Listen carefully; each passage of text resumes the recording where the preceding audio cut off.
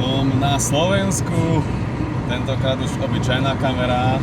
Myslím si, že Slovensko poznáme všetci, to už natáčať asi nie je nutné.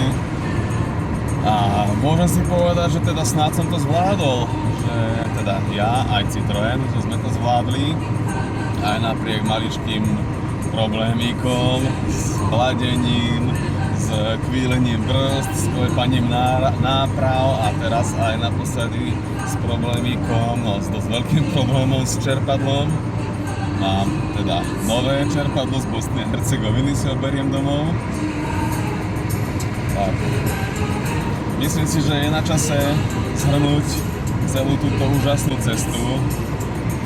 Dlho som rozmýšľal nad tým, že čo povedať a v podstate človek aj tak nevie, čo všetko povedať. Chcel by toho povedať veľa, bolo toho strašne veľa, bolo to na jednej strane naozaj úžasné, tak ako každý tvrdí, ale aj náročné. Nebola to žiadna sranda, človek si siahol hlboko so silami, nemôžem povedať, že sa až na dno, to by som preháňal, ale není to len tak pre hocikoho, ale napríklad pre mňa je to perfektný relax pre hlavu. Telo síce príde domov zničené, ale hlava príde neskutočne oddychnutá. Videl som na tej ceste kopec krásnych, zaujímavých miest, tá trasa bola plná, nabitá skvelými miestami, ale jasná vec, že každému sa páči niečo iné, boli tam aj také miesta, kde som prišiel, povedal som si, dobre, a čo teraz? A ideme ďalej. Ale naozaj tie úžasné, krásne miesta a tie zážitky vlastne zďaleka prevýšia tie zlé veci, tie nedostatky, tie nepríjemnosti, nazvime to tak, pretože žiadna cesta, ani cesta normálnym autom k moru nie je bez prekážok, nie je to úplne to úžasné, lahodné. Takisto aj toto. No toto sme čakali všetci, že je náročná rally.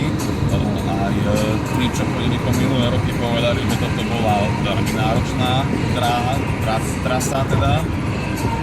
Takže som rád, že sme to zvládli, že to aj auto zvládlo s týmito malými drobnosťami, ale môžem povedať, že za celý čas, ako sme išli, to autičko išlo krásne, fungovalo, aj keď som sa on bál, samozrejme, ale bola to krásna jazda, bola to rozprávková jazda, videli sme naozaj toho veľa rôznu kultúru, rôznu krajinu, bohužiaľ aj nejaké také tie následky tej vojny, čo tam boli v tých 90. rokoch, to je tam stále zapísané v tých budovách, to tam vidno tie stopy po okulkách, nie je to nič príjemné.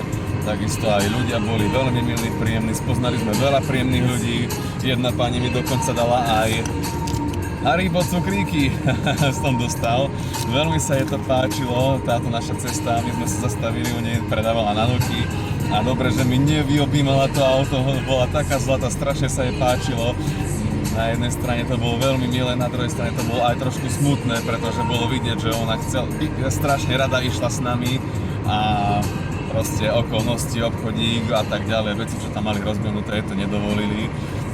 Ale to je proste ten príbeh tých ľudí, že verím tomu, že aspoň sme niekoho inšpirovali, že vie ten človek, že aha, aj toto sa deje, aj toto sa robí, OK, dneska sa mi nedá, ale môžem to skúsiť o rok, o dva, opäť proste. Snáď teda sme týmto spôsobom aj niekoho inšpirovali, že teda aj takto sa dá nie len vylihovať pri mori, niekomu sa možno, že páči to, popravde mňa také niečo dosť nudí, ja potrebujem takúto akciu, takže pre všetkých tých, ktorí majú radi aktívnu dovolenku, Transkarpatia, Gumbalkan, Dragmania, niečo podobné odporúčam. Teda ja mám za sebou Transkarpatiu. Nevylučujem, že by som niekedy neskúsil aj niečo v štýle Gumbalkanu, Dragmanie, ale tak no, tá Dragmania je trošičku drsnejšia, aj keď na ceste som aj ja stretol chlapov, týpkov, ktorí menili turbo, menili prevodovku, to sú veci, ktoré by som ja dávno zabavil, čo ja robím proste aspoň v nejakej tej garáži, tak oni to urobili niekde na poli alebo v nejakom servise, to je jedno. Proste ja by som si na to netrúfal, čokoľvek sa zlomí, otrhne asi v prdeli. Takže za to majú moju veľkú poklonu, že to tí ľudia zvládli. No, samozrejme, že aj ja som šťastný, že som to zvládol, že sme to zvládli. Cestou späť sme chceli ešte urobiť pár pekných zastávok, ale bohužiaľ už v tomto aj skrz počasia, aj skrz teda provizornú opravu palivového čerpadla si netrúfal. Takže pre dnešok výlet končí. Máme za sebou, no to bude vyše 3400 km. Už som mal trip, ktorý mal aj viac kilometrov, ale toto je tiež úžasné číslo vzhľadom na to, že veľa tých kilometrov vlastne sme prešli dosť ťažkým terénom, ktorý bol taký na hrane tohto auta.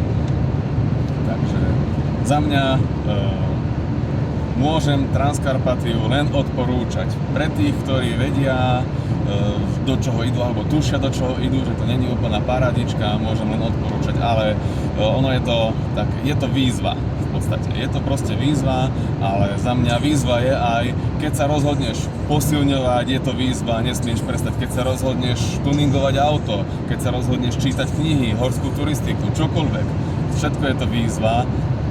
Jediné, čo nie je výzva, je rozhodnúť sa ležať pri telke a popíjať pivko.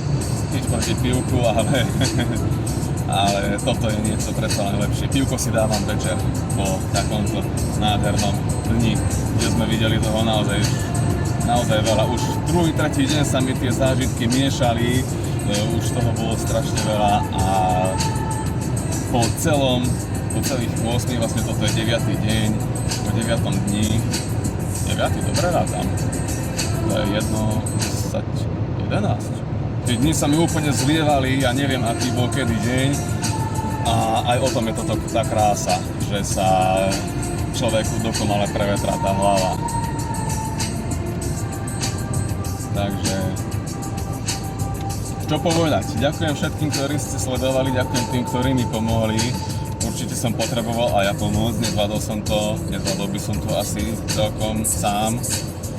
Organizátori to urobili perfektne, hoď na nich niektorí aj nadávali, lebo tá trať bola ťažká, ale bolo to super. Každý si mohol vybrať, bolo to maličko nezrozumiteľné niekedy tie pokyny, ale keď sa v tom človek vyznal, tak si vedel vybrať to, čo sa mu páči.